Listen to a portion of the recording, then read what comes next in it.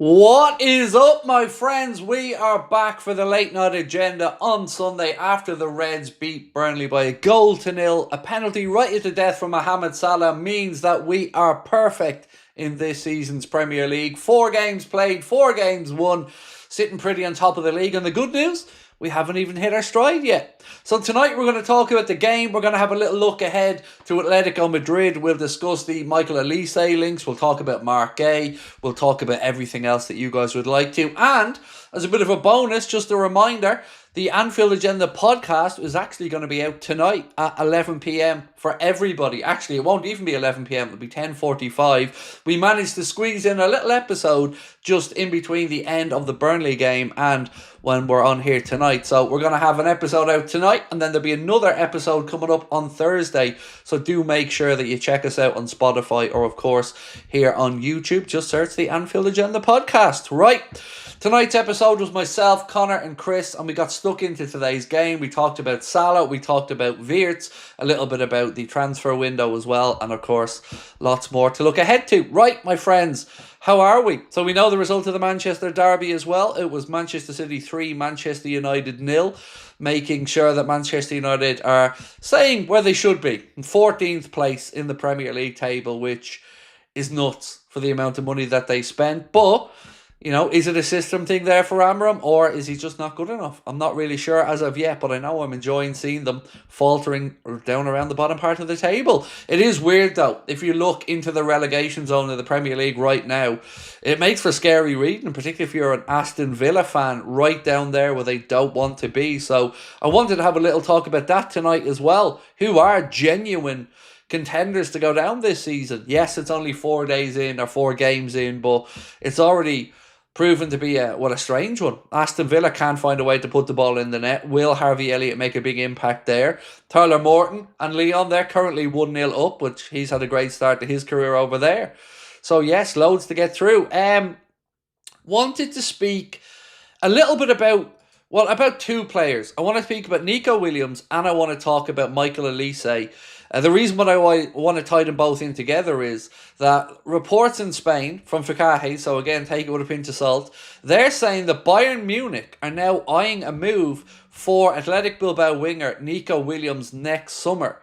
He renewed his contract this summer, but they say is open to a move. And whilst he operates on an opposite side to a certain Frenchman, who we're going to speak about in a minute, I wonder, are they preparing the groundwork for a potential loss of Michael Olise, who's once again been linked with Liverpool? Football insiders say that Bayern Munich have priced Michael Olise at £100 million amid interest from Liverpool. So I want to ask you guys, is he worth the 100 million quid right now? If I was to say he's on the table, 100 million quid, would you be a buyer? Yes or no? Let me know in the comments. Right, folks, let's get cracking. I hope we're all having a nice evening, by the way. And again, I do appreciate you coming back in for a late chat with me. Keep me up to date with what's going on in the Barcelona game as well, if you can, because, of course, they are taking on Valencia tonight. David, right, how are we, David? So I can't lie, Craig, I wasn't confident when Mo stepped up for the pen today. He's missed a couple of late. Does he stay on pens when Isak is fully fit? Probably does, but I'm not going to lie either, David. I was nervous when he stepped up for that penalty today. I asked Connor the very same, and Chris on the podcast, and they both admitted they were nervous, but it was a very well taken penalty in the end, wasn't it? Big players, big moments. Mo stepped up today and sent the keeper the wrong way and buried it. So, yeah, look, I get where you're coming from. I really don't know the situation going forward with the penalties. There's been no indication that maybe it's going to change, but I get where you're coming from. What's happened with Leone? I don't know, mate. I don't know. It's a good question, but again, it's probably just the manager wanting to ease him in at the right time. It'll be interesting to see if Giovanni Leone is part of the Champions League squad for Wednesday. We do know, of course, that he's going to make his Liverpool starting debut against Southampton next week. Well, I say next week. The next match week after this week in the Carabao Cup. So it'll be interesting to get a look there. But you know what? Something popped into my head on the podcast that I haven't really given much thought to. So now that we know Alexander Isak is a Liverpool player, I'm going to say it again because it sounds so good to say. Now that we know that Alexander Isak is a Liverpool player, and of course we've got Ugo Ekitike, what does that mean for Jayden Dan's short-term future? Because if we hadn't have got an Isak, there was probably an argument to be made to keep Jayden Dan's around just in case over the course of the season. But now that we've got Fede, Mo, Ekitike, Isak, Ngamoa, Gakpo, Wirtz, Szoboszlai, what do we think happens with Jayden Dan's? Because obviously game time is really important for Jayden this season. He's had a terrible time with injury. So I want to know what you guys think happens, let's say, around the January window. Do you think Liverpool keep him ticking over, maybe with some League Cup games, some under-21 games, but ultimately it'll be alone in January? Or do you think we keep him around for the season, maybe with the fact that Mo's going off to the AFCON, and I might think need another forward? Any forward might do. Jordan Brooks said, great pen by Salah, but we are struggling big time to create. Wirtz was mid today. I think to say we're struggling to create is a bit unfair when we've scored 4 in the first game, 3 in the second game, and we haven't not scored in 38. But I do get where you're coming from. It wasn't vintage, it wasn't pretty. But I think a lot comes down to the opponents as well. Arsenal didn't want to come and play an open game of football against us at Anfield. Burnley at Turf Moor today definitely didn't want to come and play an open, expansive game of football. So it was never going to be one where we had the space to create a lot. Sometimes it takes a moment of magic, and today, a little bit of luck from getting a penalty kick right into death. Nathan said, Craig, do you think Gravenberch is the best in his position? In the world? No, you'd still have to say, Rodri deserves that praise for the career he's had and how consistent he has been. But what really is scary about Ryan Gravenberch is he's only, 23? And that is nuts, considering how accomplished he looks. He was sensational today. In possession, out of possession, just looks class. Just an absolute Rolls Royce. And to think there's more to come from this guy before he even gets into his prime is scary stuff. Burnley playing 6-3-1. Yeah, they didn't have one single shot on target in the entire game.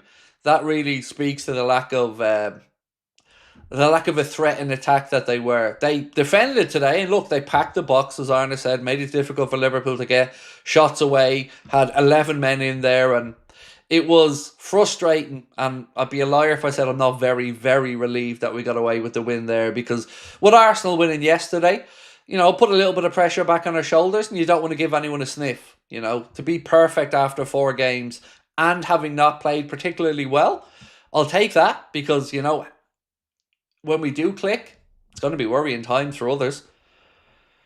Najster said, every team that plays against us has the mentality to sit in a low block for more than 60 minutes in a game, so it's obviously going to be harder to score. Exactly, mate.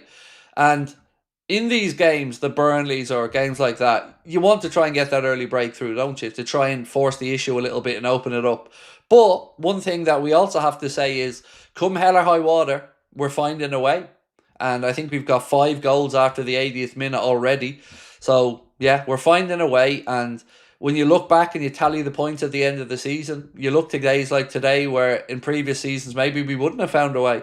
But we did, and we're perfect, 4 from 4.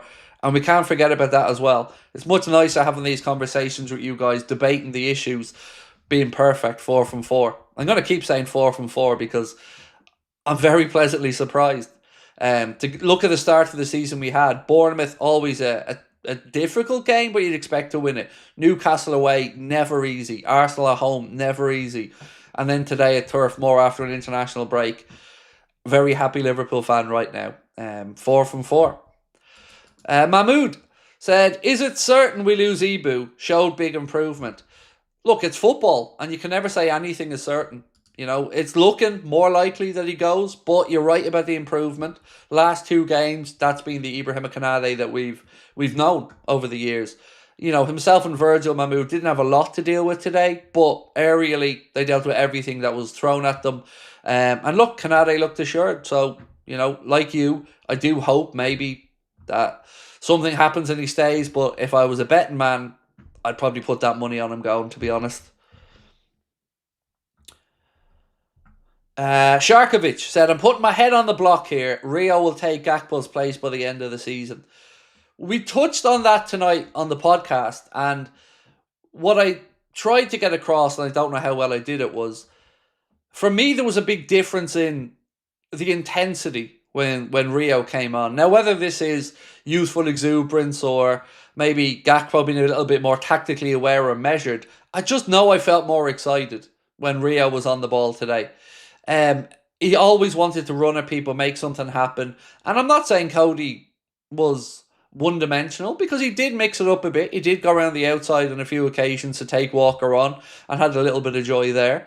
But there's just something special when Rio gets on the ball. And, you know, Arna's introduced them in these chaotic moments at the ends of games where we're needing something, whether it be the Newcastle game where he got the late winner, or today where it looked like we weren't going to be able to find a way through. It was lovely seeing him out there on the pitch. And I think it's an interesting conversation about whether he does finish the season as maybe the first choice left player.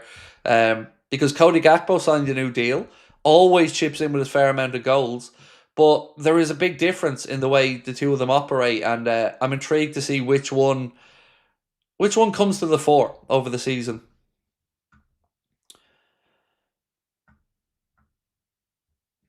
Summerpool said, amazes me the amount of people 2 games ago saying Ibu shouldn't be in the team now, calling him a monster. Does it amaze you, or is it normal? Because I don't know what you're trying to intimate. Let me ask you, do you think he was good in the first 2 games? And I'm not trying to have a go at your mate at all. I'm just trying to have this conversation. I think everybody that was concerned about Konate from the first 2 games was understandably concerned. And everybody who's praised him from the last 2 games has done so fairly as well. You know, 2 things can be right at once. And he wasn't great at the start of the season. And he has improved in the last 2 games. So I don't really find anything strange about it. I'm just happier that we're seeing the Konate that we know he's capable of. Because, you know, when he's firing on all cylinders alongside Verge, we're a pretty good defensive unit. Cal, how are we, mate? Appreciate you. Craig, hope you're good, my man. Deluded Arsenal fans today. LFC 4 from 4, but they haven't played anyone yet. Oh no, wait a sec. Yeah, look, let them, mate. They're going to have another lovely second place finish this season. And, you know, I'm really confident now. 4 wins from 4 and haven't even played well, Cal. And haven't got a couple of difficult games out of the way as well. So, yeah, I'm very confident this season, mate, that when it clicks for us. And, you know, the only thing I think that can catch us this year are injuries. If we pick up a lot of injuries, maybe we stall a bit. But right now, we're not even at a second gear. I'm so pleasantly surprised. I didn't expect to have 12 points from 12 with the games that we had. I thought there'd be a draw at least in there somewhere. Leach, how are we, sir? 25 months with us as a member as well. Absolute legend. You'll never walk alone, and happy with the win.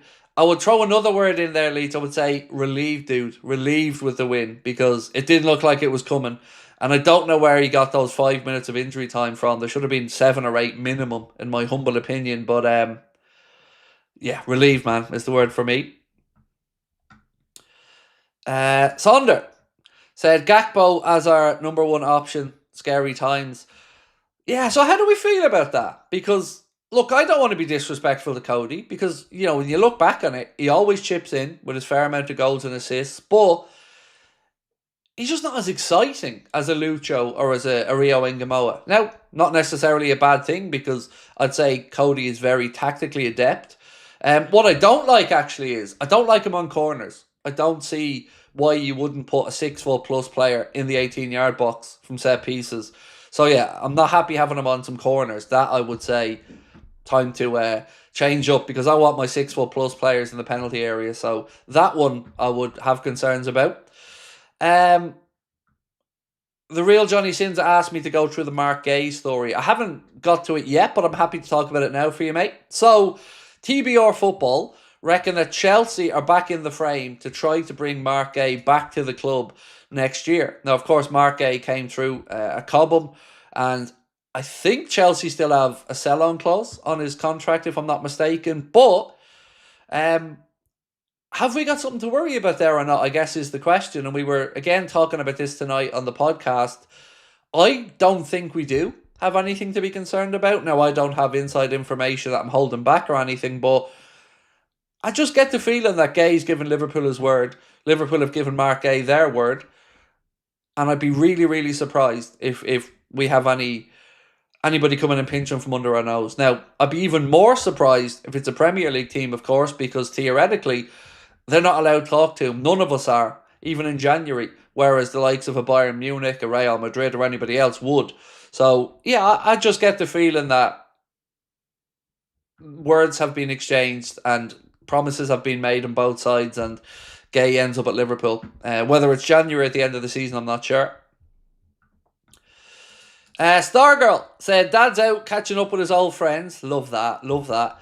I'm on my own with yourself. Looking forward to the Southampton game. Chiesa, Rio and Leone might get 90 minutes. Interested to see the formation.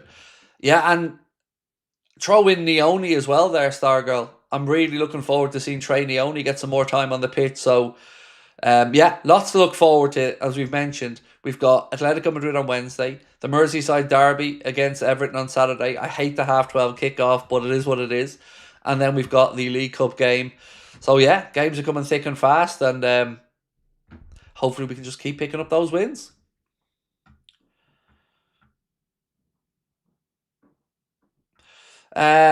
Video on Facebook earlier, Arsenal fan arguing with Liverpool fan. Arsenal fan saying Rice is a better player than Gerrard ever was. Thoughts?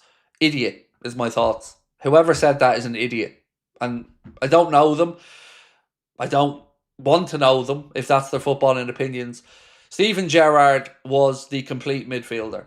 Declan Rice is an outstanding midfielder, but to even put those two in the same conversation yet is beyond ridiculous. But then again, this is Arsenal fans, isn't it? They live in their own world of delusion.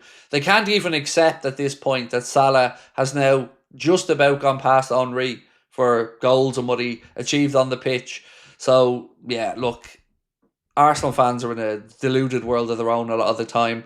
You know, they've crowned themselves Premier League champions and Champions League champions 2-3 times. That's just stupid. There's just no way that that's even a conversation.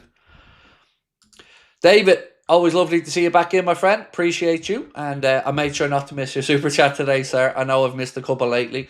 My bad. Mark Bell said in January, if Liverpool are top of the league and looking good, I think Gay will want to sign for us. I think he wants to sign full stop. Weirdly, I'm not of the mindset that I think we get him in January. I think it will be an end of season thing. But maybe Canade's form at that point is the deciding factor. If Ibu looks like he's still focused, still playing as well as he has the last couple, and he keeps that up, then maybe, you know, it's just a situation where it's a one in, one out at the end of the season. But I don't want to give up on Canade's contract just yet, because whilst there's still a chance, there's no point in giving up. But yeah, as I said, it's not looking great in that regard. Sonder said Gakpo doesn't work when playing a low block. Always cuts in, over, hits a shot across. Need a 1v1 specialist, i.e. Rio. Saw more from him, and Ekitike left. I agree. You know, like I said, when Rio got the ball, I was getting up off the edge of my seat, and he just looked more lively. He looked more tenacious. And more direct, and sometimes that's what you need. Commit a man, draw a foul, do something different. I would have liked it a little bit sooner in the game, if I'm being honest with you. I would have liked to have seen 75 minutes, maybe give Cody the sign and swap him at that point. But look, we won the game, so happy again to be talking about these things after the win. Stargirl, so Gerrard is much better than Rice. I have to say, I do like Rice. I think he's a nice lad, too nice for Arsenal. Look, Rice is an outstanding footballer. He really, really is an outstanding footballer. But he's no De Bruyne. He's no Steven Gerrard. He's not at that level yet. But by the time his career is over, we probably will be talking about Declan Rice at that level. Because, you know, he is a very, very good midfielder. But Arsenal fans, again, just need to tone it down a little bit. They were already trying to give it the whole Sackett and Salah nonsense a year or two ago as well. I've never known a fan base get so far ahead of themselves before they've actually achieved anything. It must be a weird mindset to be in, thinking you've won the league every year before you play and not doing it. Chadra said, Craig, De Bruyne or Gerrard? I'm going to say Gerrard, but I would, wouldn't I? I'm biased. For me, Steven Gerrard is Superman. He is Roy of the Rovers. He is everything. Play him at right back. But De Bruyne is the closest thing I've probably seen to him as well.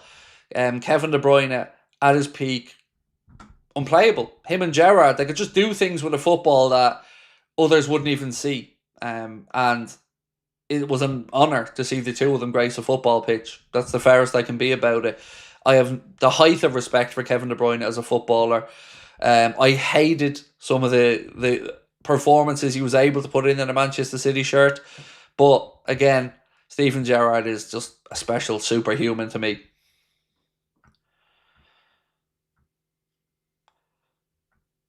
Who gets sacked first, Potter or Amorim? It's a good question. Look, at what point does that conversation with Ruben Amorim start to get to a sticky one? Because they're 14th now. They've got Chelsea next, coming to Old Trafford, and that's by no means going to be a straightforward game. So if they lose that, is Amorim starting to come under pressure? When, how much good grace is he going to get? No European football this season. He's been supported in the transfer market. There's no denying that. They brought in 3 forwards for him.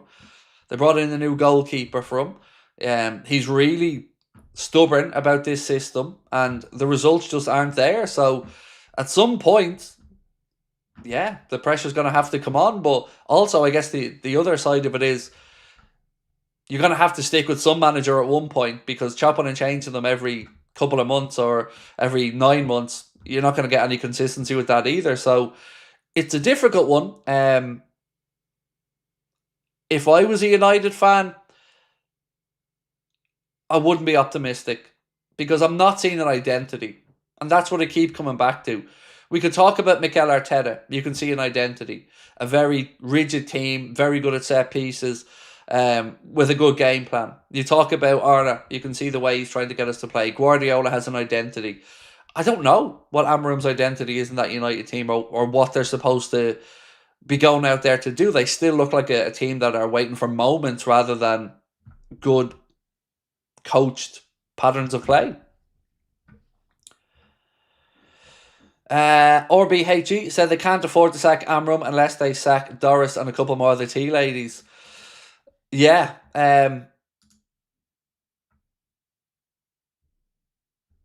I'm still disgusted at the money they spend after sacking so many staff, mate. But, it is what it is.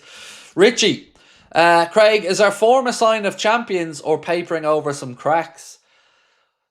It's a really fair question, Richie. I'm going to say it's the form of champions, but I wouldn't say it's unfair to talk about the fact that we haven't hit the ground running. What I would say is, if you look at it, there's been enough change to understand that it's going to take a while. And what I mean there is, you can even see between Salah and Wirtz or Ekitike, those relationships are still being formed around the pitch. You throw in 2 new fullbacks as well, and it's understandable that we're finding our way. But we've not really even had a prolonged spell in a game for 20, 30, 40 minutes where I think we've looked in full flow. So I take a lot of hope from that as well, Richie, that 4 wins from 4, and when we do click, I think we're going to be unstoppable, mate. I really, really, really do.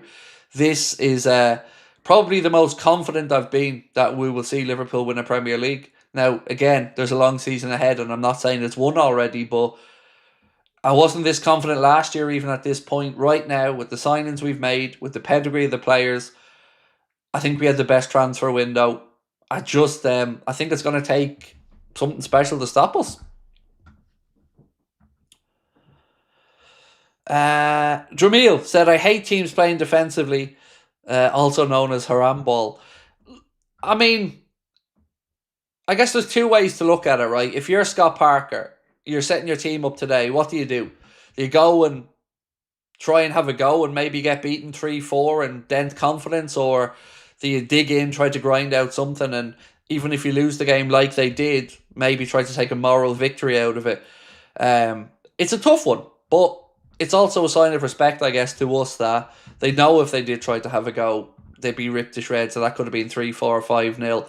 But it just gives us, I guess, some scar tissue from previous seasons where we've struggled with low blocks, and the likes of Florian Wirtz and that, we're hoping we'll be able to start unpicking those locks. And for what it's worth, I actually think today I was happier again with what I seen from Wirtz. Not saying he was outstanding, but I'm starting to see the understanding, the movement, the pockets of space, and again, his teammates starting to know where to look for him.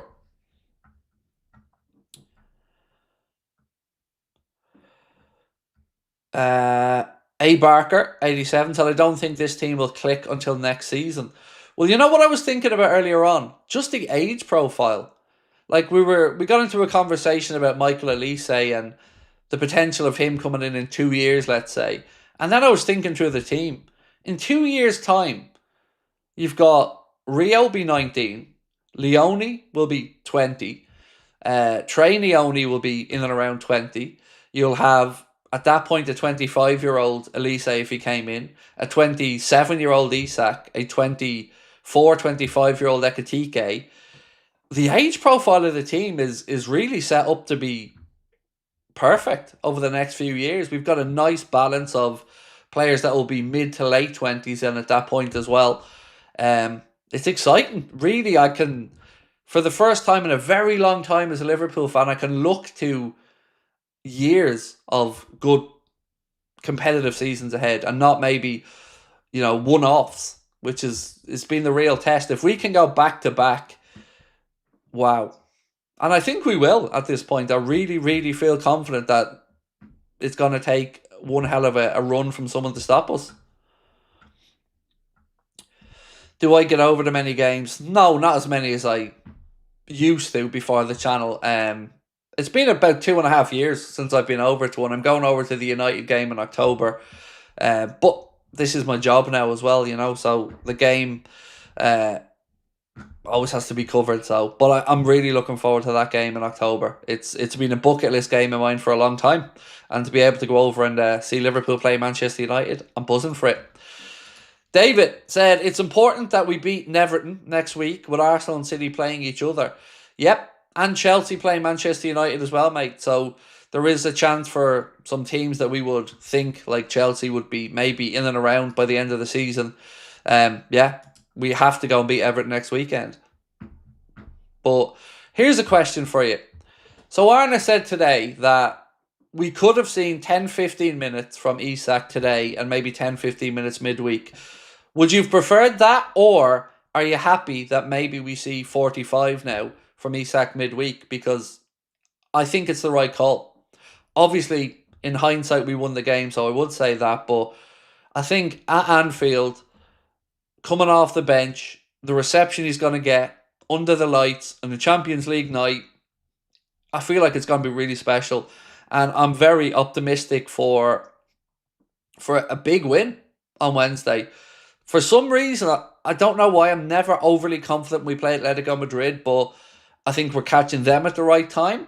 And I think we're going to deliver a performance that we've been waiting for. So yeah, I'm optimistic for Wednesday. 45 minutes for Frank Slater, 45 minutes for Joseph as well, he said is better. Billy Beckner said definitely 45. We didn't need Isak today, would have better use from against Atletico.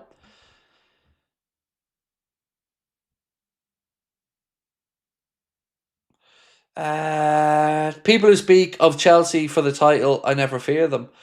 I don't speak of them for the title, but I am saying they will be in and around those top 4 or 5 places, in my opinion, at the end of the season, and certainly capable of taking points off the top teams. But yeah, I do think there's inconsistencies there. And if I was a Chelsea fan, one thing I'd have been annoyed about was how lackadaisical Garnacho was and that long throw in, letting Carvalho just drift in behind him. So they're the type of things that Arna wouldn't accept, as an example. You know, Arna wants his players to work hard in and out of possession defensively. That's why you get players like Garnacho that will have great moments, but I don't think they'll be great players because I don't think he has the work rate for his team. Chris said Atleti will park the bus. Maybe, but I don't know. I could be wrong about this one, but I just feel very optimistic going into this game that I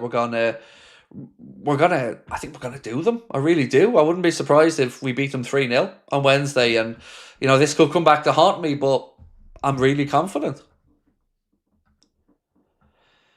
Texan Bulldog said, "Do you drop Salah for the next game?" So I'm gonna say no because it's the Champions League and the first one, but at what point does Arna have to consider it? I think that's it's a fair take that you've had, Texan Bulldog, because we haven't seen the Mo we recognise so far this season. Again, we need to put some context to it and say that he's getting used to the players around him. We still have to speak about the Diogo heartache and how that feels for the lads as well. But yeah, Mo loves the Champions League, and I don't think I'd be dropping him, no, or resting him for that game. But what I would like to see is Arna maybe starting to say with 15 to go, okay, Mo, it's not your day today. Give somebody else a chance. Like today when Chiesa came on, there's an argument to say, well, maybe Chiesa should have came on the right-hand side and then put in leave Ekatike on for the 90. So, you know, something like that, fair enough. But I think it'll be a while before we potentially see somebody getting dropped. Yeah. So, again, but it's a good talking point because this isn't the Mo that we know. And we know we can put in better performances and will put in better performances. The real Johnny Sin said, Craig, I realised the Atleti game would be just like today's against Burnley, probably even worse. I don't think so. I don't think so. I mean, I've been watching Atleti this season. They haven't been great results-wise, but I don't expect them to sit in. I really don't. I don't think this season's Champions League rewards draws. So I actually think that it'll be a more open game than we think. But that being said, I understand where you're coming from, and I totally understand the point you're making because we've seen Atletico roll around, kill the clock. Hopefully we do get a fast start. And under the lights at Anfield, with a special night maybe with Isak making his debut. I don't know. I'm just really excited. It was tough to get up and excited for a game against Burnley at 2 o'clock on a Sunday today, but now we've got the Champions League kicking off on Wednesday for us, and who doesn't love a Champions League night? Sean McCaffrey, not looking forward to Simeone's animated antics. And in a weird way, I'm almost looking forward to Alvarez being reminded about how special Anfield is. Isak is now a Liverpool player. Alvarez maybe could have been a Liverpool player. And I'll be intrigued by that one, but I'm not fearful of them. I get where these are all coming from about them being tough to watch, but I don't know. I think something special is going to happen on Wednesday. Like I said, I just feel really optimistic about it. James Edward Poon said we're playing bad because there's been too much change. Look, I guess it depends on what bad is, right? So let's give some context to this. When we played Athletic Club, and then we played Crystal Palace, and we played Bournemouth and Newcastle, we were on a run of games where we conceded 2 in every single game. So scoring wasn't a problem for us in those games, but we needed to start keeping clean sheets. And to do that, you got to protect the ball a little bit more on occasion. So I guess it's trying to find the balance between conceding and chipping 2 goals and needing to score 3 and 4 versus creating something and not having to rely on a moment of magic to win a game 1-0. But I'll never give out about clean sheets. And to keep a clean sheet against Arsenal and another one today, I think that's something that we can build on. And if we can stay that solid at the back, and then we start to find better patterns of play and attack, and the relationships become a little bit better, I think it becomes a bit easier for us, and we're not going heart attack stuff right at the end of the game.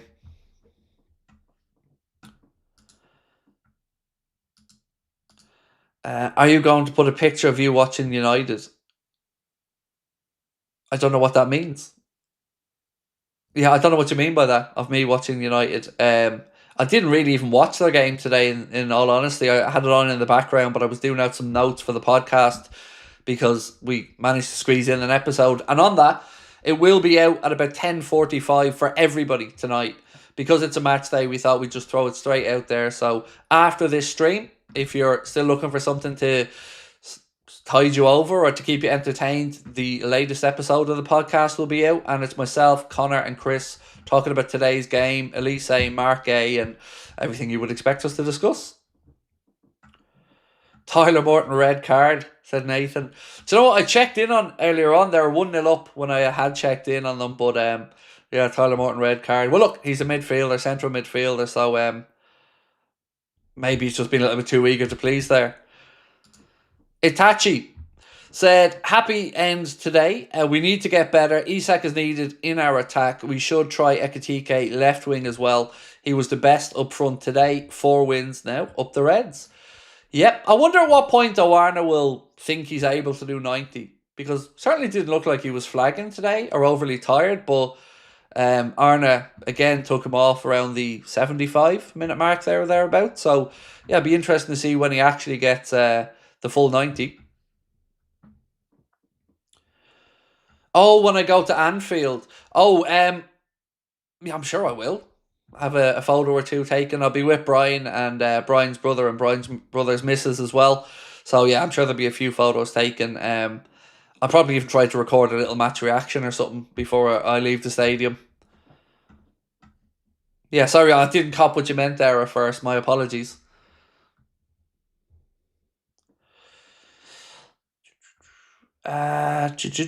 Prada said, hey Craig, I have a non-football related question. Do you plan on coming to South Africa? You have a ton of fans here. Would be happy to see your shows live.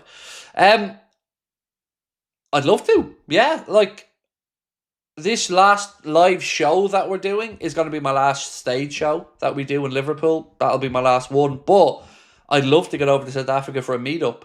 And I say this and I throw it out quite often, but I mean it when I say it. If you have a group of Liverpool fans in any country and they want us to come over, we'll do it. I sincerely mean that. The hardest thing for us in these things is to organise it. So if you have a captive group of Liverpool fans in Cape Town or Johannesburg, me and Connor will go on a flight and come over. No problem whatsoever. We'll look for an excuse to do that type of stuff. You know, travelling is fun. So 100%, I just wouldn't know how to go about arranging a group of Liverpool fans in South Africa or in Spain or in anywhere. So 100% yes, would love to do it. And if you can arrange a few supporters clubs to meet up or something, me and Connor will be on a plane to South Africa. And I'm not trying to wind you up with that. Sincerely, it would be a pleasure. But it wouldn't be for a live show, but we could have a meetup and we could, watch a game together and we could film some content together. And I'm just not doing any more stage shows going forward. So 67 is all about me until next Sunday. Meme 68. So yeah, that 6-7 thing was intriguing earlier on. I still don't understand exactly what it is. It's some meme or something that tweens and teens are talking about from 6-7 and whatever. It makes them happy. No probs. I'd rather see that spam than abuse. Derek Zoolander. Go on. Give me blue steel, mate. Come on. Give me blue steel, Derek. Say, Craig, I really do feel for Chiesa. You can see the passion whenever he comes on. Now he'll watch Champions League games at home. Yeah, that is... It's a disappointing one. Looking at the squad, I get why that was a tough decision for Arne to make. But yeah, I totally understand where you're coming from as well. He just looks like he's not a destabilising factor. Never looks like he's sulking or moaning. You could see he was disappointed today. He had one pretty decent chance when Andy Robertson put a good cross in. He got in between the two centre-backs, just couldn't direct the header goalwards properly. But I don't think it'll be from a lack of effort from Chiesa, whether he fails at Liverpool or not. He is putting in the hard yards, and maybe he gets more opportunities when Mo's at the AFCON as well. Why aren't you doing any more live shows? Oh, just stage fright, mate. It just... yeah, I just can't. It doesn't get any better for me the more of them I do. So just that, happy to meet up, do meetups with people, take photos, have a chat. Just yeah, no more stage shows for me. Right, let me talk you through some comments from our manager after the game today. He said, "It wasn't a game. We created a lot of chances, which is hard when you play with 11 players in their 18-yard box. You don't score, their belief only goes up and up again. We wore them down. We kept on playing and moved the ball around. We didn't create a lot of chances, but they got more and more tired, which is normal when you have to defend for 80% of the time. We brought in as many attackers as we could, and that led to a good chance for Jeremy Frimpong, then to the penalty. That final third was occupied by a lot of players. There are few ways to score a goal: a set piece, transition moment, or something from open play. But scoring from open play against the amount of players that they had defending their 18-yard box is not as easy as some people think, no matter how much quality you have." I get where he's coming from, but again, what Liverpool fans don't want to hear about is struggling against the low block, because it has been a recurring theme for us in the last 5, 6, 7 years. And with bringing in your Wirtzes, your Isaks, your Ekatikes, we're supposed to be and hoping to find a way to be able to unpick those locks. So I get where the manager's coming from as well. But what do we have today? 20-something shots with a handful of them on target, 3, 4. So, yeah, we need to be a little bit better in front of goal as well. And he was asked as well about taking off Milos Kerkez, Arne, and why he did it. He said, "It was because he got a yellow card. With Milos, I can never be 100% he doesn't make the next foul." And again, fair play to Warner, because it was the right decision. And I'm sure it wasn't an easy decision to make with a young player that's just come into the football club. You don't want to hurt his spirit or dent his confidence, but Arna has to put the team first. And I think you've seen the experience then of Andy Robertson when he came on. So look, we know there's a lot to come from Milos Kerkez. We know he's a great player, but it's really important that he learns as well from days like today and moments like today. And I'm sure having Andy Robertson around will really help that. So, Kanade, let's give you some of his numbers from today's game. He made 77 of 90 accurate passes at 86%, created 2 chances, had 104 touches, 14 final third passes. He won 75% of his tackles, 3 out of 4, 2 clearances, 3 recoveries, and won 14 out of 18 duels.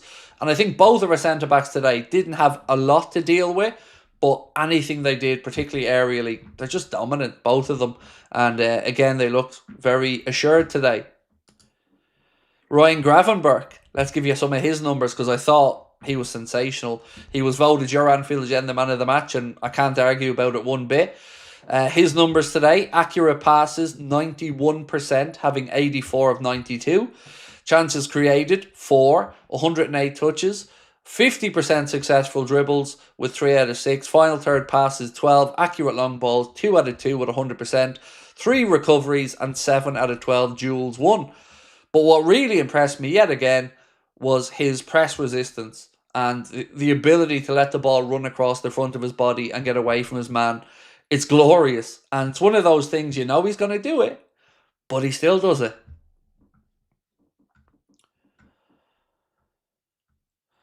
Andy said, "Craig, is your opinion on the third kit changed since the match? I like the change include the matching shorts so they didn't clash with Burnley's." I don't like the green shorts. I don't. White or black shorts, much better. But the jersey's belter. It's gorgeous. And it looked good on the lads out there. And most importantly, we won our first match in it, which is really important for me as well. But yeah, I don't like the whole green from top to bottom. I didn't like that. And I don't like this whole clashing with shorts thing. Jerseys I get, but I mean, clashing with colour shorts, that's not something I'm on board with, to be honest. I don't think there should be a change there for that reason. Alan said, "When do the player ratings come out?" They're out, mate. They came out at about, I think it was half-time of the United game. So yeah, they're out. They've been up for a few hours now. We usually get them out straight after the game, but they came out at, I think, 5:15 this evening. So do give them a watch when you get a chance, mate. Hope you enjoy them.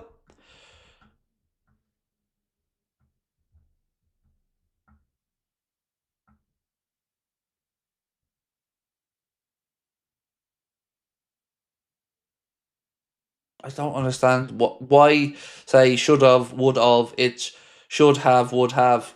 What are you on about, mate? It's the same thing. It's just an abbreviation at the end of it, like that ill and that will. I don't know. It's a weird thing to be concerned about, dude. I don't know. Uh, where was I? When you buy the children's green kit from the shop, they come with white shorts. Yeah, today was a clash. That's what I'm saying. Like that's what the gentleman was saying a minute ago as well. We had to change to the green ones because Burnley were wearing white shorts, but the kit itself will be with white shorts normally, and will look better for it. It just looked a bit weird. It looked a bit too green out there today. Heavy Metal D said, sat in the pub watching the game and felt as though this could have been a draw. Burnley should have gotten something out of it. Even us in the pub supporting didn't even celebrate the pen. Did you not? I did. I mean, I don't understand why you wouldn't celebrate it. A win is a win. And again, it keeps us 3 points clear at the top and gives Arsenal less encouragement. So, look, you can say Burnley could have deserved something from it, but you can also say that their entire game plan today was to try and get a draw out of it. So, I'll always want a team that's looking to make something happen to win the game of football, and obviously relieved that we got the penalty at the end, and well done to Mo for dispatching it. Pancake Friday said, it's tough to rate Ekitike in this game. It's hard to run behind and make magic happen when they have 11 behind the ball at all times. Grind of a match. Need a W and a D, and today we got one of those. So yeah, it was difficult, and you could see that at times he was coming deep, trying to connect up play, which is a good sign for me because he wants to be involved. But you are right, there wasn't a lot of space in behind today for him to run into or to cause problems in. But I love his battling qualities. He's a very easy player to like, Hugo Ekitike.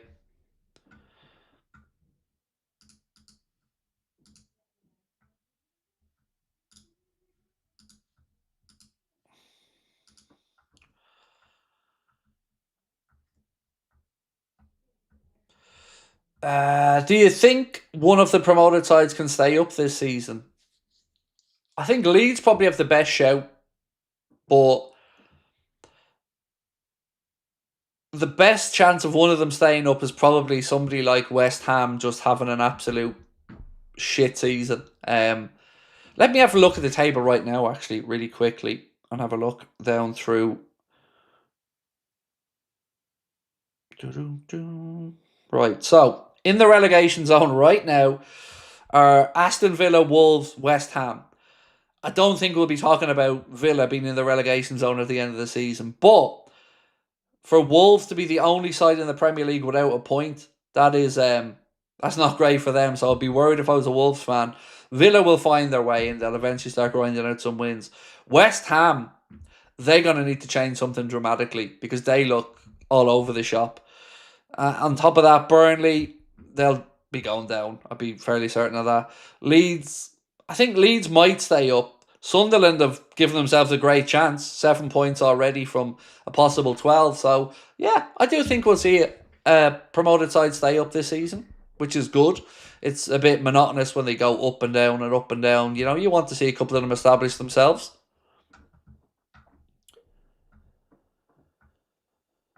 Paul said, I reckon Sunderland have a better shot than Leeds, but it's close. Oh, I can totally understand where you're coming from, Paul. They've got off to a really good start, and, you know, I think we're all Sunderland now after Newcastle's antics this summer. Certainly, I'm probably shifted more over to sympatheticness towards the red and white side there, whereas I used to have a very soft spot for Newcastle, but after this summer, not so much anymore.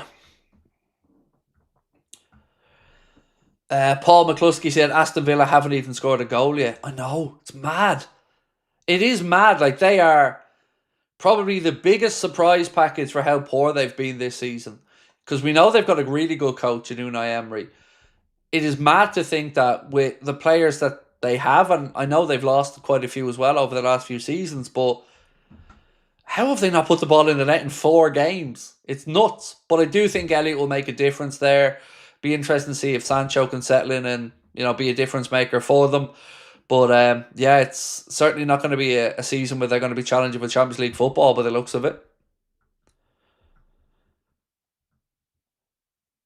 So let me just run a quick bit of a fun poll.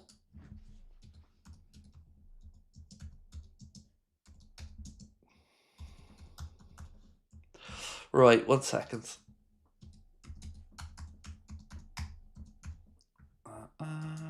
Da da da da da. Right, so who do you prefer, Newcastle or Sunderland? Let's finally put it to bed.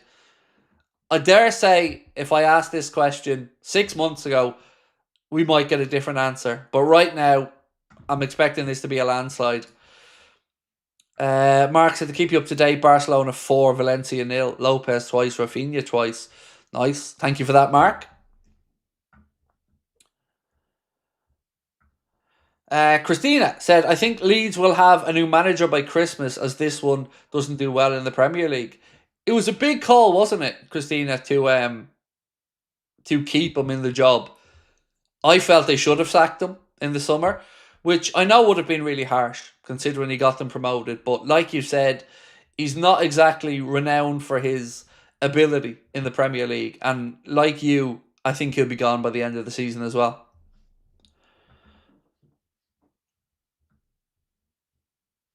So now it's 5. Lewandowski's made it 5 to Barca. Good form for them. Good form. David said, I see Bournemouth, the dark horses for top 4. Ultimately, I think they don't have the firepower, David, but they've got a damn good manager in Iriola. And they've got a style of play that the players understand and know. And that's really important. Arne wasn't joking when he said it's never easy to play them. They run their asses off and they really, really make it a difficult game. So I don't think they'll get into Europe, but I do think that they're going to be top half anyway.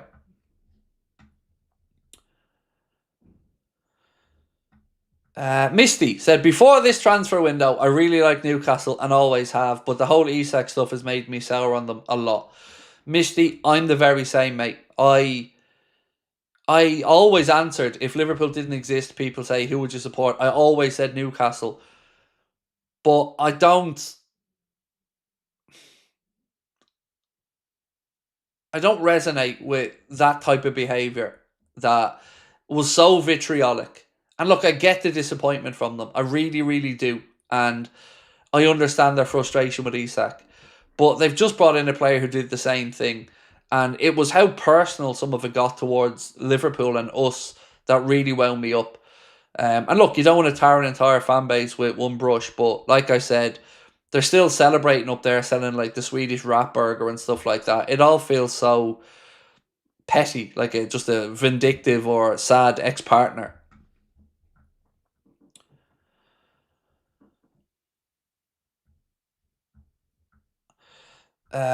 Pancake Friday said, I'm fine with Newcastle, like the club on the ground, but I have to laugh at how one transfer window was needed to mess their team up. Yeah, and do you know what got me about it, mate, as well? Again, totally understand their disappointment at Isak in that situation, but they should be disappointed at their own board more than anybody because they've got a really good coach in Eddie Howe, but it looked like they weren't prepared for this transfer window. And it almost looked like they didn't really have a plan of action. How many players did they lose out on early in the window? And they were playing catch up the whole window. And in the end, they've taken a punt on Nick Voltmada at a very high price. And they've overpaid massively for Johan Visa. So at the end of it, when we're looking at 125 million handed over by, I know I'm happy with the 125 million that we'd spent. And I wouldn't be happy with the 2 players that they've got for that same fee. Sorry, I think it buffered for a second there. My apologies. Should be back. Yeah, I think it's back. Sorry, buffered there for a second. Should be good though. Paul Donnelly said the Newcastle situation is like having a tantrum because your older brother took your favourite toy. But it's the hypocrisy of it, mate. It's like they're cheering on Visa and welcoming him in, which of course you'd want to do with a new player at your club. But he did the very same thing. And the whole summer to me was just a double standard of Isak was coming in for grief and everybody else was going under the radar. Gyökeres did it. Johan Visa did it. And it was Isak that was the only one that really got grief for it in the media. Ken said, I see Eddie Howe leaving Newcastle next summer for the England job as Tuchel is on a short-term contract. If I'm Eddie Howe, I'm not touching that England job. Not for another 10, 15 years. It's difficult to go into a national team job like that and come back straight into club football, in my opinion. So if I'm Eddie Howe, I'm steering clear of the England job because it's a hiding to nothing, really, isn't it? Like, it's a huge pressure job that you really can't win in unless you start delivering a trophy. So if I'm him, I will be staying clear of it, to be honest. Anthony Lowry, how are we, sir? Said, how do you think Ange will do a Forest? It's a big change going from Nuno Park to Busta Ange ball. I'm trying to think of a more dramatic shift in managerial styles, mate, than Nuno's very well organised, defensively solid, counter-attacking football to Ange's high-line madness. And one person that I think will really suffer from it is Chris Wood. I can't see Chris Wood having the same impact at Nottingham Forest under Ange Postecoglou as he did under Nuno. I just think it was the wrong decision. I really do. Look, fair enough if the manager and the sporting director and Edu or Marinakis can't get on, fair enough. But, Nuno did a damn good job at that club.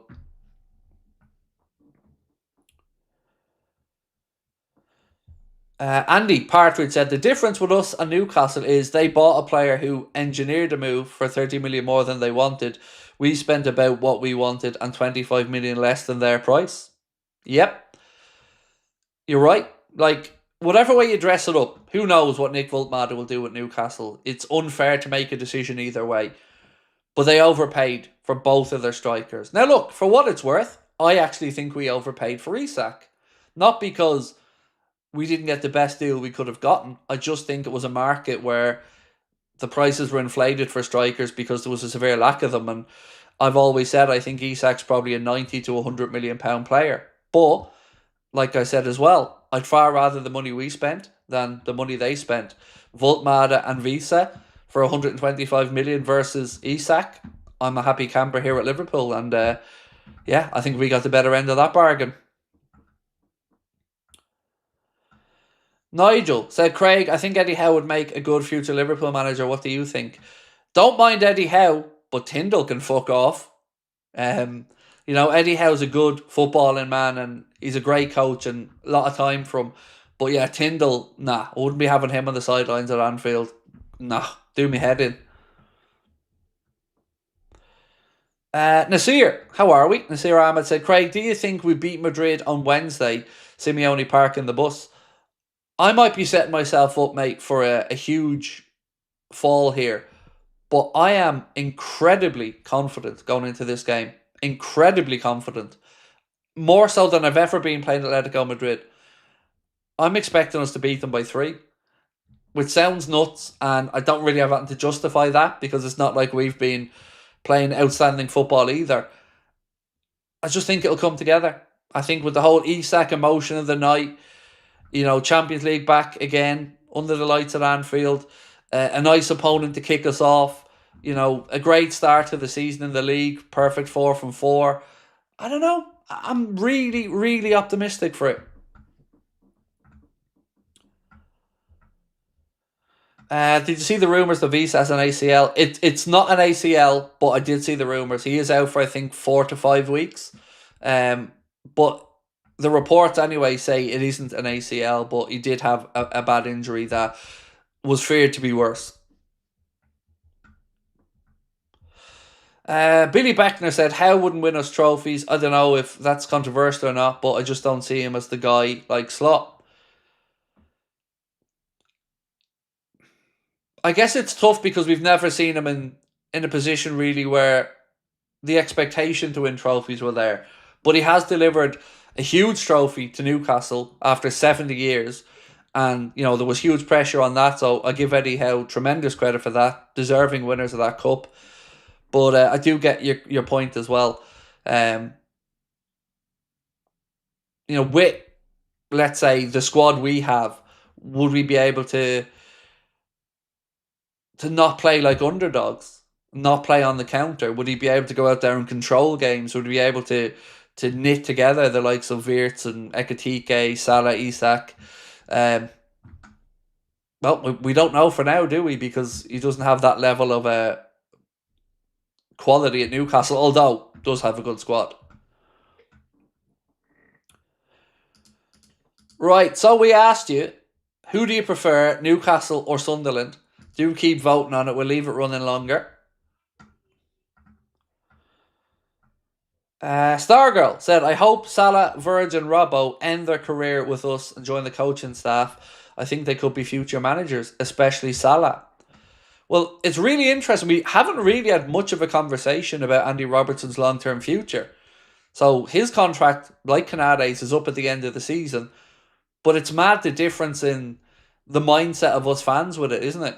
I don't know if it's because Robbo's, further along in his career and maybe closer to the end than the start of his career, whereas Canade's coming into his prime years, but there's a lot less fear of Robbo's situation. I think Andy Robertson's going to be pivotal for us this season because we've seen today that Milos is a little bit overeager and he needs to be reined in a bit. He needs to understand what Arna wants a little bit more, and I do think keeping Andy Robertson around for the season and him not having gone elsewhere is really good for us. Really, really good for us. And I said at the start of the summer, if Robbo stays, he'll be playing for a new contract. And I think that's when we'll get the best out of him. So I'm not expecting this to be a straightforward battle at left back. There'll be times where Robbo has to come in and give that bit of experience. But for a 21-year-old like Milos Kerkez to train and learn from Andy Robertson week in, week out, that can only be a good thing as well.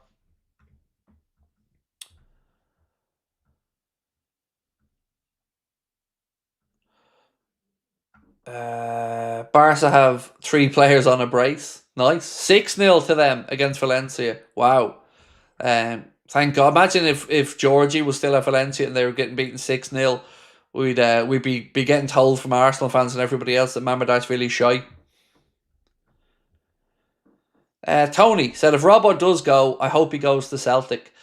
I just wonder, Tony, would they be able to pay his wages? I'm sure Robbo would take some less money, but, at the point of his career, you wonder what he will do. Would he like an MLS move or something like that? I could have understood the Atletico Madrid one. I really could have. That made sense. I could see him in a Diego Simeone team, but yeah, I hope he convinces Arna and he gets a new contract and extension for a couple of years, because when you've got a peak Robbo, when you can manage his fitness and keep him fresh, still, like we've seen today when he came on, a very, very, very good player, a very accomplished fullback. And I do think he improved us when he came on today.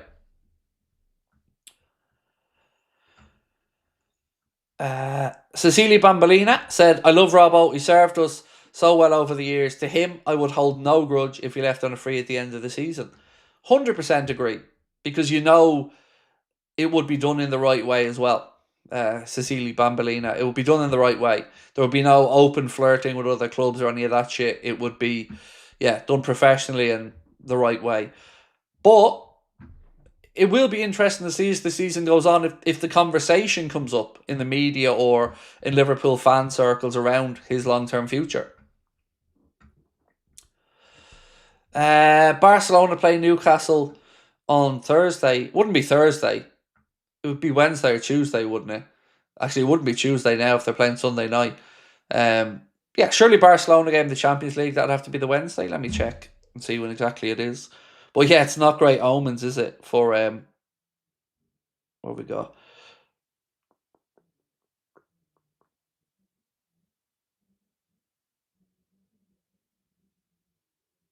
No, you're right. It's Thursday. You are right, mate. Sorry, you are spot on. That's nuts. How is that Thursday?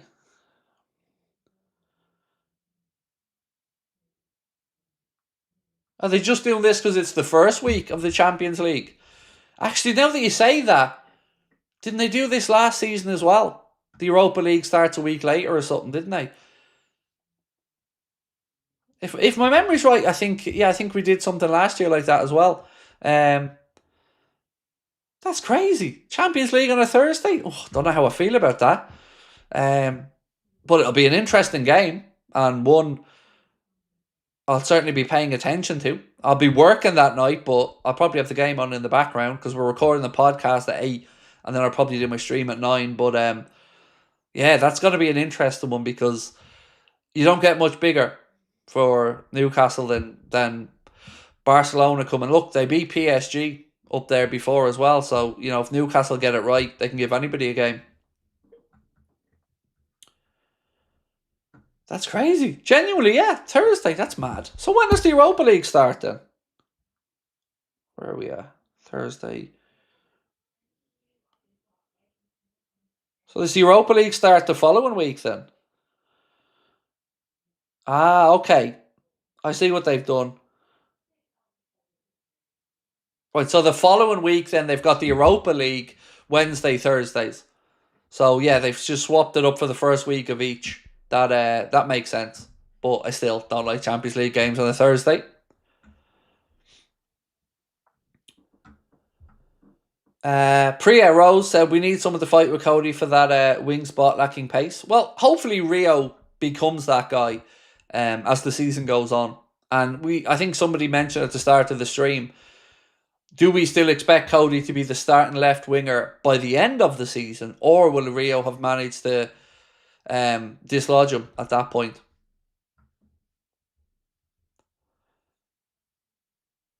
Everyone starts this Thursday. No. There's games Tuesday, Wednesday, Thursday, and I'm on. I'll read you through the games now. The Champions League games for the upcoming week. 1 second. So on Tuesday, the first game is Athletic Club versus Arsenal. That's the early game, as well as PSV Eindhoven versus Union Saint-Gilloise. They're both 5:45 kickoffs on Tuesday. Then 8 o'clock, there's Benfica Karabag, Juventus Dortmund, Real Madrid Marseille, and Spurs Villarreal. On Wednesday, a couple of early games, Olympiacos versus Paphos and Slavia Prague versus Bodo Glimt. Then it's Ajax versus Inter, Bayern versus Chelsea, Liverpool versus Atletico, and Paris Saint-Germain versus Atalanta. Then on Thursday, again a couple of early kickoffs, Club Brugge versus AS Monaco, 5:45, FC Copenhagen versus Bayer Leverkusen, also 5:45, and then the 4 8 p.m. games are Eintracht Frankfurt versus Galatasaray, Manchester City versus Napoli, Newcastle versus Barcelona, and Sporting versus Karat Almaty. So yeah, interesting first week in the Champions League, and then the following week it's 3 days of Europa League games, I think. Does Craig have another job away from Anfield Agenda? No. I don't, mate. This is my full-time job. What I meant was we're recording the podcast on Thursday, so I meant I'll be working from 8 until 9 o'clock, recording that with the lads, and then I'll be doing my live stream from 9 o'clock onwards. So that's what I meant, sorry, when I said I'll be working Thursday. David said, how do you rate our season so far? With difficulty, mate, with difficulty.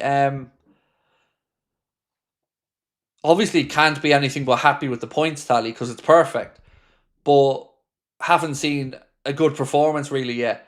So somebody asked a question earlier on, and I think it was a very fair one. Is it papering over the cracks, or is it us just getting used to each other still?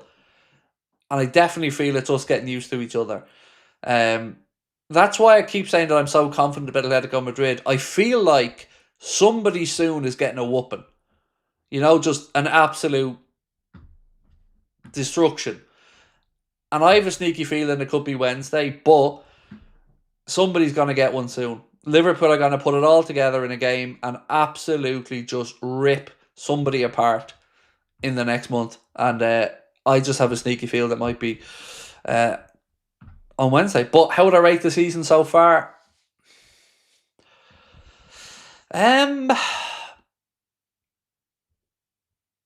Okay. but more to come. But like I said, it's so hard not to be happy with 12 points from 12. We're the only perfect team left.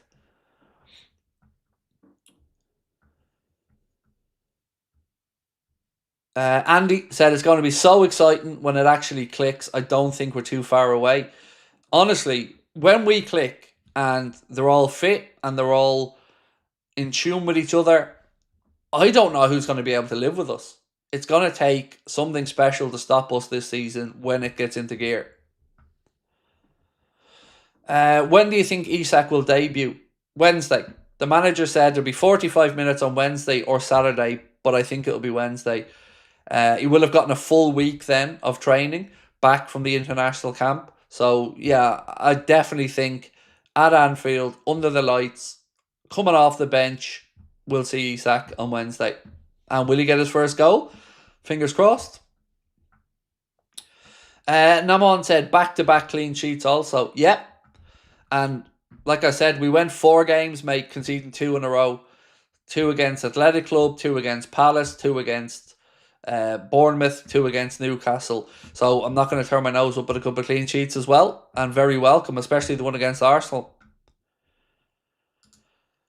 LFC Mania said, can't wait for Wednesday, my first game in a few years. Nice. Delighted for you, bro. And it's always good to see a Champions League game. Like yourself, I haven't been over in a few years as well, so getting to see the United game, that's just going to be a very cool and weird time for me, because it's going to be the longest I'm away from the channel since we started the channel. I'll be in Turkey from the 6th to the 17th, and then I'm straight over to Liverpool, same day I get back for 3 days. So you're going to be without me doing lives from the 6th to the 20th, the longest I've ever been away from the channel. It was a tough call, but I couldn't pass up the opportunity to go to the United game.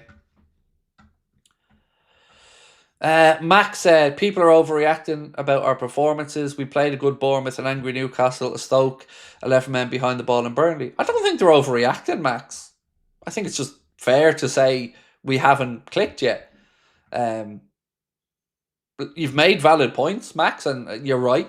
You know, that Newcastle game, that was their FA Cup final. Like, they wanted to prove a point. They wanted to take points off us over the whole Isak thing.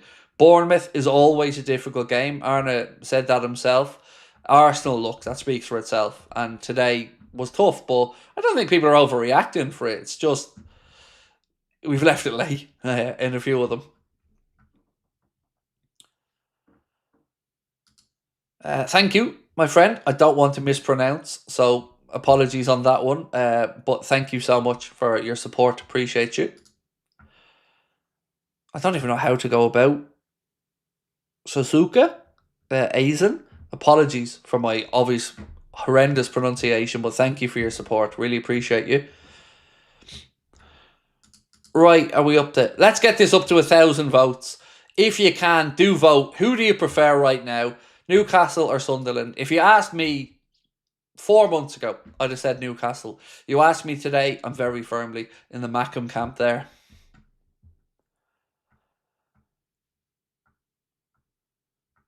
Do I know who's showing the Madrid game? TNT Sport in the UK.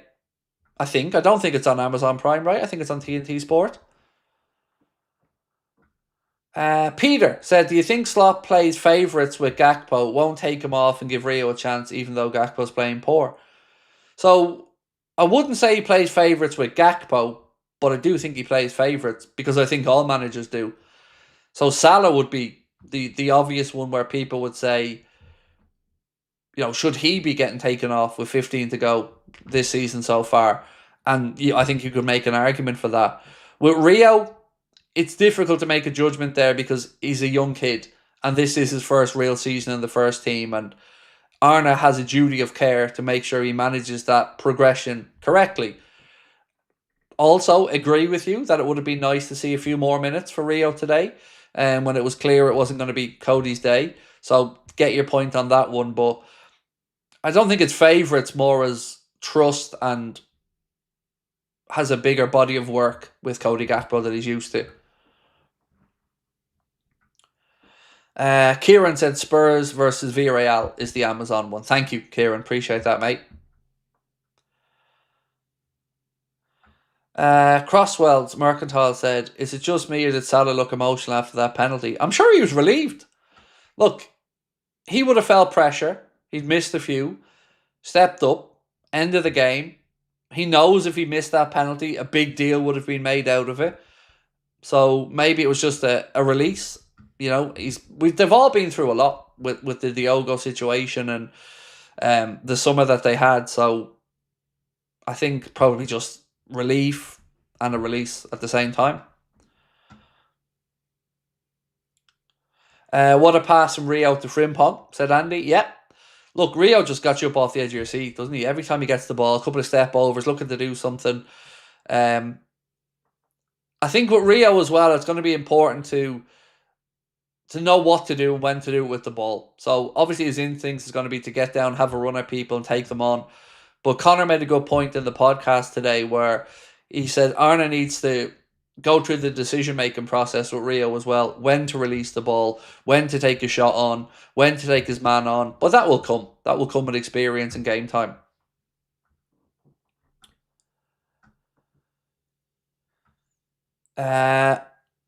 Olajub said, everybody wants to beat the champions, so all opponents will be that much more determined to get one over. Yes, sir. Spot on. We are the FA Cup final for a lot of these teams now. And, you know, Burnley looked a very different Burnley against us today than they have for the majority of their other 3 games in the Premier League. So you're spot on. But as long as we keep finding ways to win, I guess, and show them why we're champions, then it'll be good. Cycling, or CYCLCNE, said, I was on my knees praying when Salah stepped up to take the penalty, and I'm not even religious. I'd be a liar, dude, if I said I wasn't nervous. And what made me even more nervous was he was very finicky, very fussy about the placing of the ball before the penalty. He had 2 or 3 attempts to get that in the spot he was happy with. That made me nervous. But when he stepped up, he dispatched the penalty very well. Nasir said, Craig, how many minutes do you think Isak will play on Wednesday? Well, the manager said there's a possibility for 45 between Wednesday or Saturday. And I would say Wednesday would make more sense. Everton's going to be a very physical game. We know that. They're going to come to try to disrupt, frustrate us, and do another Burnley-esque style job. So I would say Wednesday is probably a more suitable game for Isak. And again, Champions League, under the lights at Anfield, you know, big moment when he comes onto the pitch off the bench and a rousing ovation. I just think Wednesday's going to be the right time. Daniel Iglesias said, I'm an Atletico fan. Good luck with the match. Thank you, sir. Same to you. I mean that sincerely. A lot of admiration for Atletico Madrid and love the stadium as well. Made the Wanda Metropolitano an absolute belter of a stadium where the 2027 Champions League final will take place. Danny said, I love Gravenberch, Craig. That turn he does when he draws a man in and he's gone. It's so good, isn't it? Just lets the ball roll across the front of his body and just drifts off with it. It's he's so press resistant. It is a thing of beauty to watch. Cecilia Bambalina said, it's so good. We find ways to beat teams parking the bus. When I think back to the Rafa Benitez era. Yep. And, you know, I'm still... The one that really made me happy was the one against Arsenal. Because going into the international break, winning that game, it was nice. Because I knew Arsenal fans had to sit with that for 2 weeks. And I know what it's like going into those international breaks off the back of a shit result. The 2 weeks feel never ending, and you're dying to get the lads back out and see them again on the pitch. So going into that after the late show at Newcastle, where it looks like we'd let a 2-goal lead slip, and then Rio found a way, and then for Dom to step up with that absolute worldie of a free kick to break Arsenal hearts, I very much enjoyed that. Do you watch The Young Offenders as an Irishman? Oh God, yeah. Brilliant show. Didn't really like the movie, to be honest with you. I think the TV show is far better than the movie, but Yeah. Happy to say we've got a little, I wouldn't say a friendship, but PJ Gallagher's dropped us a few DMs over the years as well, which is lovely. Yeah, PJ's a very funny man, and it was nice to get that little DM from him there a couple of years ago. Craig, this is Pancake Friday on my other YouTube channel. Love your body of work. It's enhanced my Liverpool experience, and I feel like I have a community to chat amongst. Thank you, sir. Look, that's what this is all about. I started this for my own need for connection with Liverpool fans. I didn't think it would ever have grown into what it is now and the size we're getting to, but that's what this is about, and it makes me very proud that you feel like you can scratch your Liverpool itch here with our community, and it's a pleasure to have you with us. Loving the rival fans upset when we've gone 12 from 12. Yep, and they keep trying to convince themselves the cracks will show and, blah, blah, blah. But look, I love it. I love all of it. The saltiness about Isak, the saltiness about the window, trying to undermine Florian Wirtz and say he's not as good as we think he is. All of it. Just let them. Because it's all coming from a place of fear.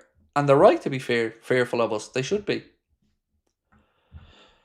Hoarder, much love, bro. Thank you for your kind words. Right, we still need 185 votes to get to 1,000. So if you can, we're asking, who do you prefer? Newcastle or Sunderland? Do vote away. Be lovely to get that up to the 1,000 for a nice round number. And don't forget, as soon as this stream finishes, well, about 10 minutes after, the latest episode of the Anfield Agenda podcast will be live for everybody. Because it's a match day, I said to Connor, just put it straight out. So when this stream is over, do check your notifications, and it'll be up on Spotify as well. It's myself, Chris and Connor, and we talked about today's game. We talked about the Marquez situation, Michael Olise, and on that, let's go right back to the start of the stream where I tried to tie two things together. So there's a report in Spain from Fixture that said that Bayern Munich are now eyeing a move for Athletic Bilbao winger Nico Williams next summer. He renewed his contract this summer but is open to the move, they say. On top of that, another report, this time from Football Insider, said Bayern Munich have priced Michael Olise at £100 million amid interest from Liverpool. I hope we end up with Olise in a year or 2 years' time, because I think it'll be the perfect addition. And like I said, imagine in 2 years' time if Mo's time at the club comes to an end and Olise comes in. You have a 25-year-old Olise, a 27-year-old Isak, I think a 24-year-old Ekatike, a 19-year-old Rio Engamoa, a 19-year-old Nioni, a 20-year-old Giovanni Leone. The age profile of the team would be spot on again. Itachi said, I'd take Olise for 100. The way transfers are going and the way his career trajectory is going, I think 100 million quid is probably around the right number. As mad as that sounds now, we're throwing around 100 millions like it's nothing, but yeah, I think it's probably going to be somewhere in and around that price by the looks of it. Alex said, hey Craig, today me and my mate got tickets to the live show. We come to the last show as well, coming from Portsmouth. Alex, thank you, mate. That's really kind of you. I really appreciate you making that trek up as well, mate, from Portsmouth. And do make sure to come up and say hello at the end of it. And thank you, man. Appreciate that. It's going to be a good show. We're going to have Chris. We're going to have Steve. We're going to have myself. We're going to have a musical act there as well. And yeah, it'll be the last one we do. So really looking forward to it. And yeah, if you do want to come and see us, folks, tickets are only £15. And all the money that we raise from our side, we're donating to the fund for Joe's wheelchair basketball chair. So all the ticket sales from our side, we're going to donate to that good cause. And if you do want to come, it's an all ages event. Tickets priced to 15 quid. It's the day of the Manchester United game, October the 19th, at the Hot Water Comedy Club in Liverpool. Hope to see you there. Nathan said, does Olise have a release clause? He does, but there's some disagreement about when that release clause becomes active. Plettenberg said 2029, if my memory's right. Others have said it becomes active in 2 years. I don't know the definitive answer to it, but yes, he does have one. So, Robert, let me say this to you, mate. putting read in all caps at the end of your sentence with an exclamation point isn't going to do you any favours. So I'll read what catches my eye like I always do, but, you know, like I said, mate, I'll get to as many comments as I can, but I don't like this blunt read shit at the end of a sentence as if I've got some obligation to do it just because you put in the big word that you're looking to emphasise. You know, bit of respect, because I try to give it. Finn, nice to see you, mate, from Peterborough. Appreciate you. Did you see VVD as his own cup that young kids play for? Yes, over in the Netherlands, if my memory's right, which I think they even named the training ground stand or something after him as well. But yeah, fair play to Verge, and look, he deserves it.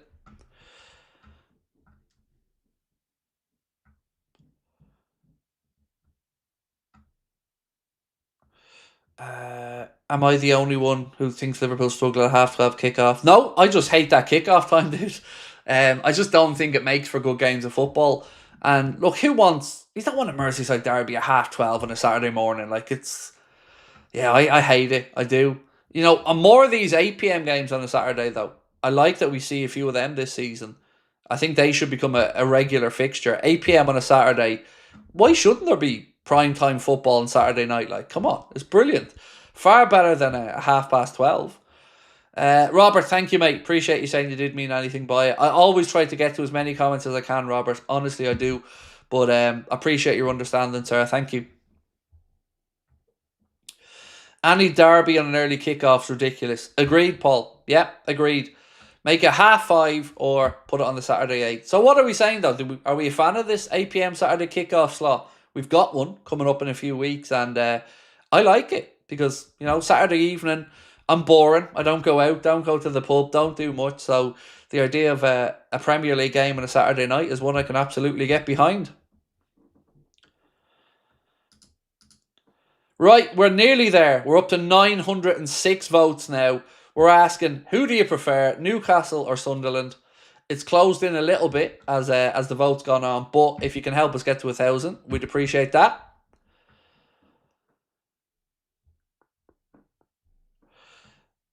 Stargirl said we only watch live games when it's on Now TV. I've never actually used Now TV. I know a lot of people use it for their footy. I just, you know, I'm a sports nut, so I have to have me sports because, you know, I want me boxing, I want me darts, I want me football.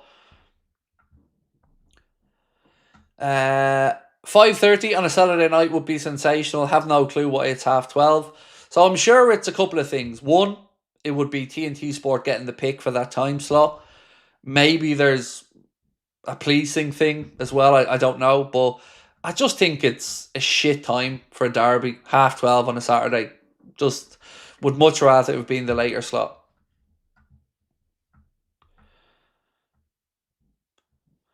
Andy said, I like it, but I do feel for Bournemouth, for example, who had to travel back afterwards. Yeah, I get that. That's a fair point. It always surprises me, actually, how early the public transport stops in the UK for trains and stuff. But I get your point. You know, you don't want to be going from Newcastle down to I don't know, Bournemouth. Yeah, like you said, that would be a hell of a long trek. Diogo, our number 20, said Merseyside derby at 12:30 is just rubbish. It would be nice to see game at least be played at 3 or 4:30. Yeah, look, it's to do with the kickoff slot. Of course, the TNT spot get that kickoff slot. I hate it myself because it means I don't usually get any sleep the night before it because I'm a night owl. So I'm always tired doing them, and then the day seems never ending. By the time Saturday night comes around, it feels like the whole weekend's gone. Mansour said, Craig, when do you think Isak starts? I've always thought it's probably going to be after the next international break before we see him really starting and getting 90, but I guess it may depend on how much he impresses Arna. It's difficult to judge because he hasn't got many match minutes in his legs. None in the Premier League this season. He only has those few minutes with Sweden, so be interesting to see how he recovers and how sharp he looks if he gets on Wednesday. But yeah, I'm still realistically thinking probably after the next international break before you start to see him be a regular starter. Or at least to be able to go the 90 anyway.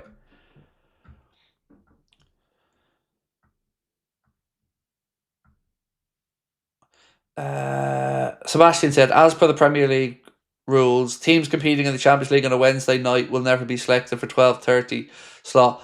I could be wrong on this, Sebastian. Was it not away on a Wednesday night will not be given the half 12 one? Or have I got that wrong, mate? I know what you're saying is right, but I thought it was if you were away on the Wednesday night, you didn't get the early one on the Saturday, but I could be wrong on that one, like I said. Stargirl said, would love Liverpool to just show the games on the TV channel live. Yeah, I wonder will we ever get to the point where the Premier League don't sell their TV rights around the world, but just have like a WWE style app where all the Premier League games are on an app.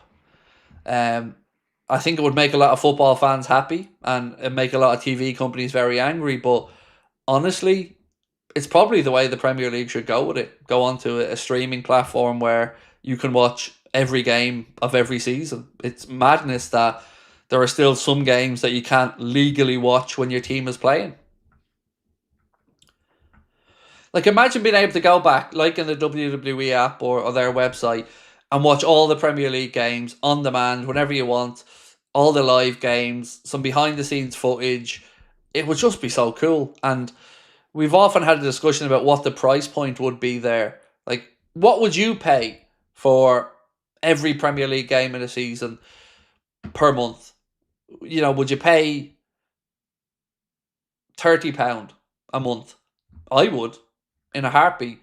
Now, I know it might be a little bit high considering you'd only be getting football. Not like if you have a sports subscription, you'd get all the other sports. But I'd pay £30 a month, £30 a month for that easily, and be quite happy with it.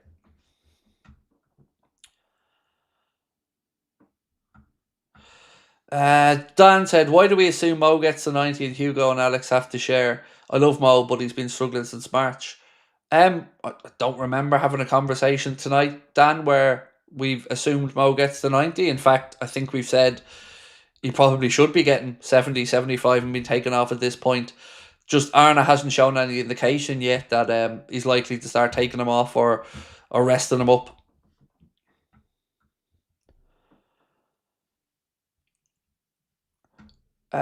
Cecilia Bambolina said, over here in Germany, I would need 4 subscriptions to be guaranteed live coverage of all our games. Impossible. So I have TNT Sport, Premier Sport, Sky Sports, 2 separate DAZN subscriptions. One for boxing and then one for Spanish DAZN for the games that aren't on TV here. Then you've got, of course, your Amazon Prime. So it's expensive to watch football. So having it all in one place, the Premier League, would be something I'd be willing to pay a pretty penny for.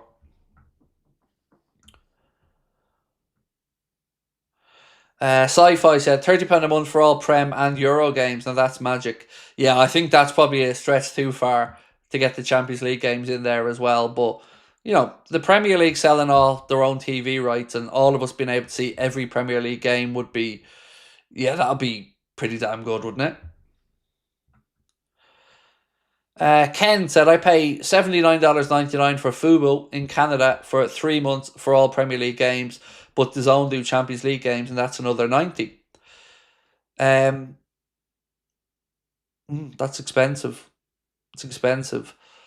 I can't even remember what my Sky subscription is at this point because my broadband and all is lumped into it, but I know it's certainly in the €200-ish kind of range per month. But like I said, that is including broadband and stuff as well. And Netflix. Craig, should they scrap the 3 p.m. blackouts? Absolutely, Robert. 100%. Look, it was brought in to protect live attendances. I don't think really the Premier League has to worry about protecting live attendances so much anymore. And something just doesn't feel right that our friends in America or Canada or Australia, Philippines, wherever, can watch every Premier League game, every Liverpool game. But yet, people in the UK who aren't lucky enough to get into the stadium for a 3 p.m. kickoff can't legally watch their team play. There's something shithouse about that. I can't think of another sport where any fan of one team wouldn't be able to watch every one of their team's games. Just feels wrong. So yeah, the 3 p.m. blackout, I think, is past its use by date and should be gone. David said, I get every Premier League and Champions League game on DAZN Portugal for €20. Really? Thank you for that. Because we have I think we pay €20 a month for our Spanish DAZN. I think it's 20. And that doesn't do Champions League games. That just does the Premier League game. So I'm going to look into that one for the future, David. Might have to swap around the old subscriptions there and go for a Portuguese one.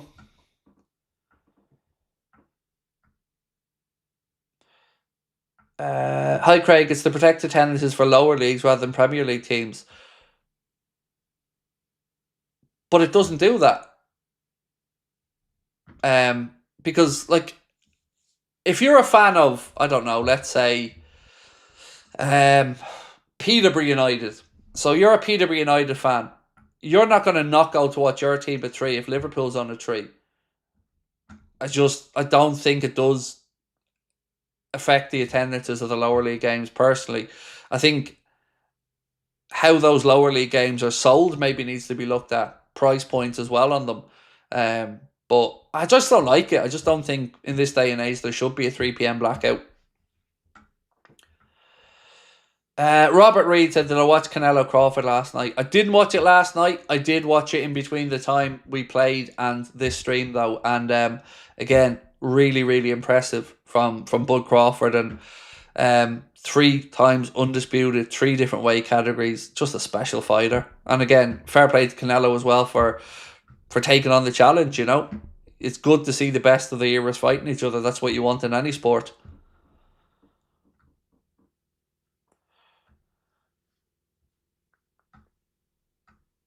On the boxing, Donovan was criminally robbed. He was, Carl. I mean, look, there was 2 knockdowns. Fair play to Lewis Crocker.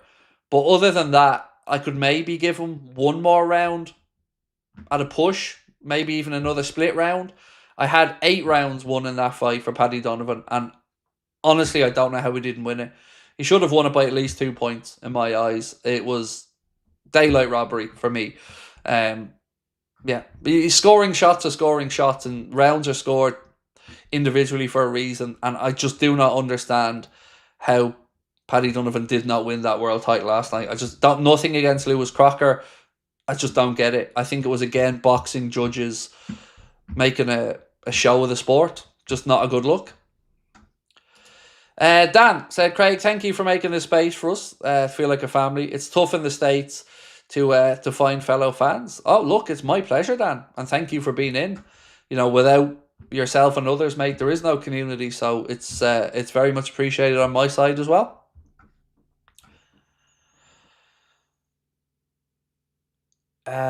Speaking of boxing, R.I.P. Ricky Hatton, said Zay's Chill Childs. Absolutely, mate. I mentioned this earlier on. I've been watching boxing, I don't know, 35, 36 years. I can't remember a fighter from this side of the Atlantic having a following like Ricky Hatton.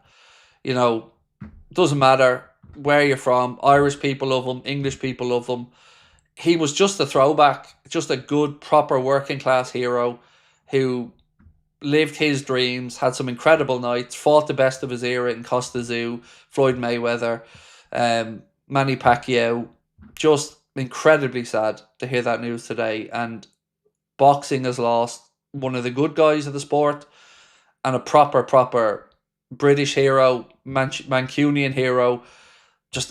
It's just a damn shame. It really, really is. I was very, very sad to hear of Ricky's passing, because you won't find anybody who doesn't have a good word to say about the man. He's idolised by fans, fighters, pundits. It's just a proper good throwback fighter, and yeah, may God rest his soul. David said 100% look into it. It's €10 cheaper than the Zone Spain. Nice one. Appreciate that, David. I will absolutely be looking into it, bro. And thank you for the heads up. Tony said, Craig, did you see Molly Meatball McCann on the undercard a bit? I didn't see it, but you know what really annoyed me about that? On Sky, after the fights last night, the only way you knew that Paddy Donovan and Lewis Crocker had fought was because it was in the notes at the bottom of an article about Molly McCann's fight on the undercard of it.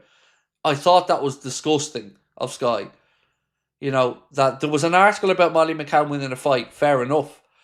But to only mention the actual world title fight, which headlined that card, in the bottom of that article at the time, I just thought it was a piss take. But I did see she got the win, and ironically, she got kicked as well in the fight. But fair play to her for getting the win.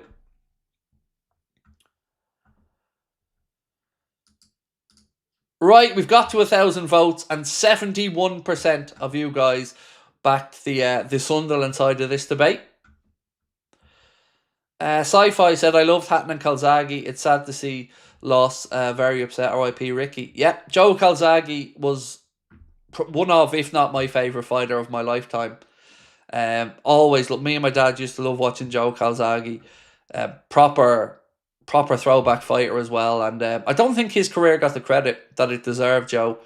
But, you know, Ricky fought the best of his era. You know, that fight in the MEN against Costa Zoo, that crowned Ricky as the king of that division. And, you know, to then go to Vegas, and it's no disgrace losing to Floyd Mayweather, Manny Pacquiao, absolute legends themselves. So, yeah, like I said, I've never seen somebody have a following in boxing like Ricky Hatton did.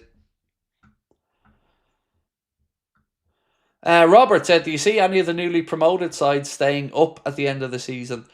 We were discussing it a little bit earlier on, and I think the consensus would be that Sunderland and Leeds have a chance. But yeah, I think Sunderland have given themselves a great chance now with 7 points from 12 already.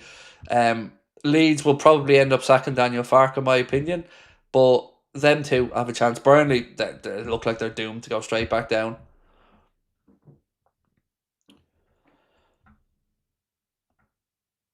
David said Hatton's win over Costa Zoo was legendary. It was, mate, because Costa Zoo was the guy in that division, and for Ricky to do it, it was special. Right, ladies and gentlemen, I am going to say goodnight to you all. Again, just a reminder that in about 15 minutes, the Anfield Agenda podcast is going to be out on Spotify and here on the channel. So if you're looking for something to do for the rest of the evening, or you can't sleep or whatever and you need help drifting off, do give it a watch or a listen and let me know. If you could hit the like button for me before you head off, that would be much appreciated as well. But thank you for joining us today. We'll see you back here tomorrow, same time. We'll have a news video out at about 4:30, stream at 8:45, and I will see you then. Thank you for a fun day. Much love.